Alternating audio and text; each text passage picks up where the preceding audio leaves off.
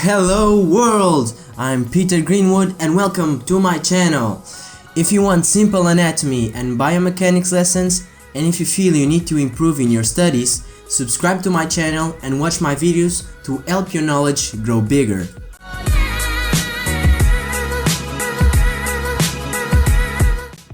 Today is the beginning of a three-part series about the joints.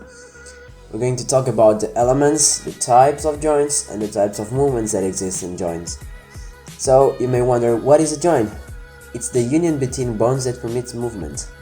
The structure and elements determine the range of motion available and the number of movements it can do in each plane.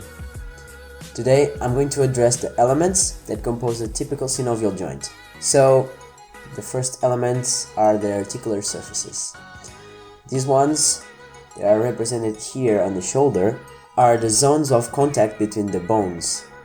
They are coated with hyaline cartilage, and the location of these zones varies with the type of bone. The second element is the cartilage. As I said before, the articular surfaces are coated by this hyaline cartilage. Joints like the knee that have to bear more weight have thicker cartilage, so it can hold a lifetime. The impact caused by the movement and load stimulates the growth and maintenance of the joints. Next up, we have the synovial membrane. The synovial membrane is the first element here on this scheme. This membrane produces synovial liquid that permits maintenance of joint and safe movement. Now, we're going to talk about the means of union in the joint. The first mean of union is the articular capsule. So the articular capsule is internally coated by the synovial membrane and externally by the ligaments, tendons and muscles. It's located on a periphery of the joint, and it's the first stability factor, it's the passive stability factor. Next up we have the ligaments, as you see here with the letter L.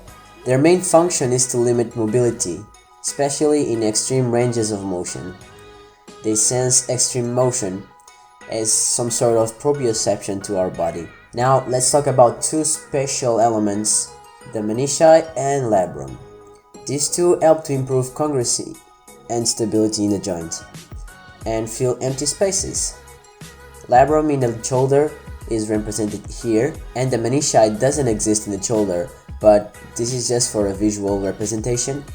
It's located between the bones to permit the congruency and some kind of load dissipation, energy dissipation. Outside of the joints, we have two other elements that are really important to the joint and for the muscles. They are the serosandbags. The serosandbags are between the muscles or between the capsule of the joint and the muscles to facilitate sliding of tendons while they are contracting. And the retinaculum is some kind of pin in the tendons to fix the tendons for stability in direction change zones, like in the ankle. Well, that's it. It's a short video about the elements of joint. Next up, we're going to talk about the types of joints. Stay tuned next week, and hope you learned something in this video. Don't forget to subscribe to my channel. Comment down below any doubts you have, and put a like and share it with your friends so you can help them improve their knowledge. Peace.